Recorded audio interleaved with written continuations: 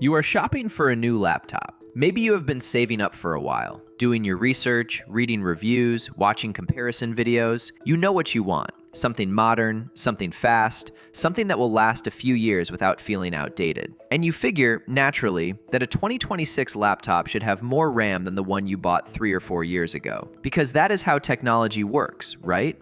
Things get better, specs go up. Year after year, devices get faster, more capable, more powerful. So you open the product listing, 8 gigabytes. You scroll down, check another model, 8 gigabytes again. You go up a tier, 16, but now you are paying significantly more than you expected. And 32 gigabytes? That is reserved for machines priced like professional workstations. Something feels wrong, because it is wrong. Not broken, not a glitch, not a mistake in the listing. Just wrong in the way that only becomes clear once you understand what is actually happening behind the scenes of the global memory market right now. And what is happening is bigger than laptops, bigger than gaming, bigger than personal computers entirely. There is a memory war underway, and your next laptop is losing it. For a long time, there was an unwritten rule in consumer technology. Software gets more demanding, hardware catches up. Storage gets cheaper and larger, displays get sharper, processors get faster, and RAM, year over year, quietly climbs. What was once a premium configuration eventually becomes standard. 4 gigabytes became 8, 8 became 16. 16 was slowly becoming the comfortable baseline for anyone who wanted a machine that felt genuinely modern and capable. That was the direction, that was the expectation.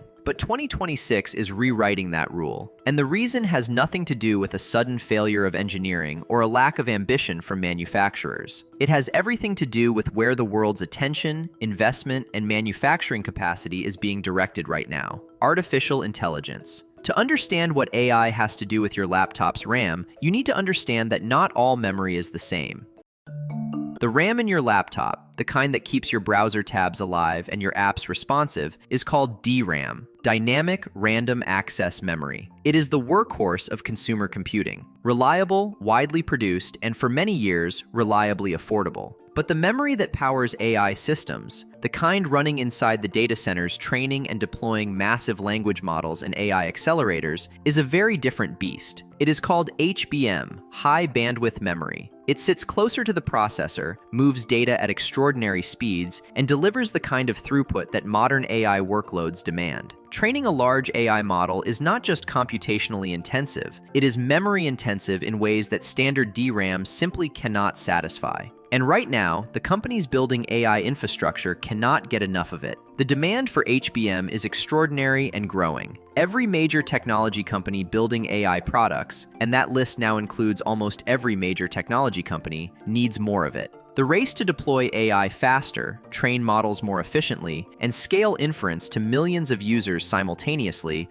is driving HBM demand to levels the industry has never seen before. Here is where the problem begins for you. The companies that make HBM are the same companies that make DRAM, the same manufacturers, the same factories, the same engineering teams and production lines. And when those manufacturers face a choice between investing capacity in HBM production for AI data centers or DRAM production for consumer laptops, the decision is not complicated. AI infrastructure spending is enormous. The margins on HBM are significantly better than on consumer DRAM. The customers buying HBM are spending at a scale that consumer electronics simply cannot match. So manufacturers shift. They expand HBM capacity. They invest in the advanced packaging and stacking technology HBM requires. And consumer DRAM production, while it does not disappear, does not grow at the rate the market needs. Supply tightens. Prices rise. Industry analysts have pointed to a price surge in the range of 15 to 20% for consumer DRAM, and that number has real consequences for every laptop that ships with it. Laptop manufacturers now face a choice of their own. They can absorb the higher memory costs and accept lower margins. They can pass the cost directly to consumers and risk pricing themselves out of a competitive market. Or they can quietly reduce memory configurations to keep the headline price where it needs to be.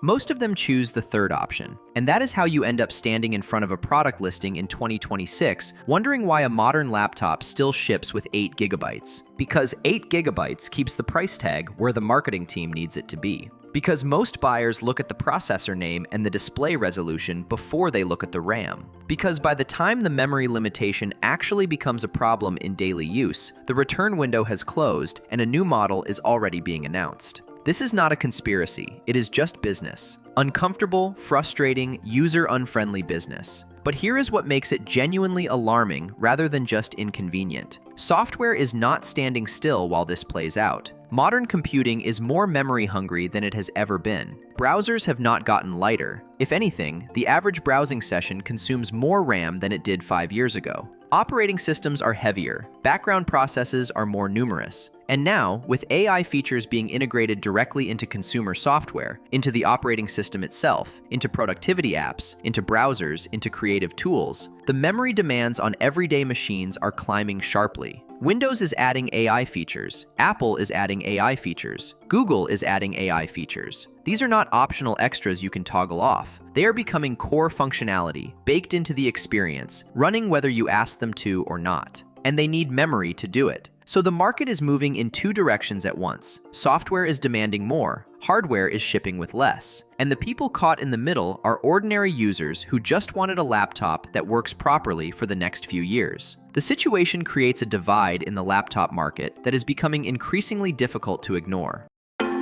On one side, you have machines with enough memory to feel genuinely capable. 16 gigabytes minimum, ideally 32 for anyone doing anything beyond basic tasks. These machines exist, but in 2026, they increasingly live in price brackets that exclude a huge portion of the market. On the other side, you have the mainstream, the machines most people actually buy, the ones that fill the shelves at retail stores and dominate the bestseller lists online. And a troubling number of those machines ship with 8 gigabytes of soldered, non-upgradable RAM that will feel tight within a year and genuinely limiting within 2. That last part, soldered and non-upgradable, is what separates this moment from previous periods of memory price pressure. There was a time when buying a laptop with less RAM than you needed was a solvable problem. You opened the back panel, dropped in an extra stick, and moved on. Problem solved for a modest cost, no new machine required. That option kept laptops useful for longer. It gave users agency. It made the memory configuration at purchase less of a permanent sentence. But most modern thin and light laptops have moved away from upgradable memory entirely. RAM is soldered directly to the motherboard.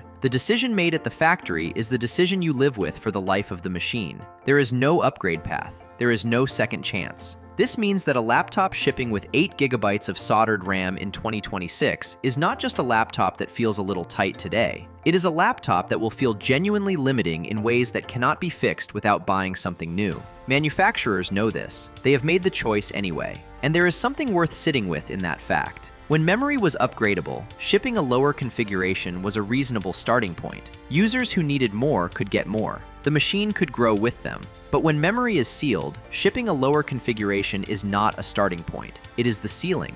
And setting the ceiling at 8 gigabytes in 2026, knowing what software is doing, knowing what AI features are coming, knowing how browsers and operating systems behave, that is a choice that prioritizes the product listing over the person buying it. Think honestly about how people actually use computers today. A handful of browser tabs is not 20 tabs, it is 40. Video calls, collaboration tools, cloud sync, streaming, background updates, security software, all of it running at once, all of it drawing on the same pool of memory. Add a light creative task, a code editor, a PDF, a communication app, and you are not doing anything unusual. You are just using a modern computer the way modern computers are meant to be used. 8 gigabytes handles this, barely. On a good day, with discipline, with fewer tabs than you actually want open, with background apps more aggressively managed than anyone should have to think about, with the constant awareness that the machine is closer to its limit than it should be. That is not a comfortable computing experience. That is survival mode. So what does this mean practically if you are buying a laptop right now? Memory configuration deserves to be treated as seriously as the processor. A machine with a fast chip and 8 gigabytes of RAM will disappoint you faster than a machine with a slightly older chip and 16 gigabytes. Processing power handles tasks in moments. Memory determines how many tasks you can handle at once, and for how long before things slow down. If you are looking at a machine with 8 gigabytes, ask yourself honestly whether you plan to keep it for more than a year. If the answer is yes, and for most people who spend real money on a laptop, the answer should be yes, then 8 gigabytes is a risk worth thinking carefully about. If 16 gigabytes is available, even at a higher price point, the case for stretching the budget is stronger in 2026 than it has been in a long time. Not because 16 is luxurious, but because the gap between what modern software expects and what 8 gigabytes can deliver is widening faster than most people realize. And if you are considering a machine at the higher end of the market, pay attention to whether RAM is upgradable. A machine with replaceable memory gives you options. A machine with soldered memory does not. That distinction matters more now than it ever has. The broader story here is one the tech industry does not like to tell clearly. The AI revolution is genuinely exciting.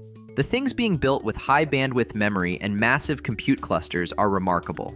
The pace of progress is extraordinary. But progress in one part of the industry creates pressure in another. And right now, the pressure created by AI's insatiable demand for memory is landing on consumers in the form of tighter supply, higher prices, and lower configurations in the machines most people can actually afford. That is the reality of the 2026 RAM crisis. Not a sudden catastrophe, not a single bad decision by a single company. Just the slow, quiet consequence of a market being pulled in a direction that was never really about you. Your laptop has less memory because somewhere, a data center needs more. And until the supply chain catches up, or until manufacturers decide that user experience matters more than margin management, that tension is not going away.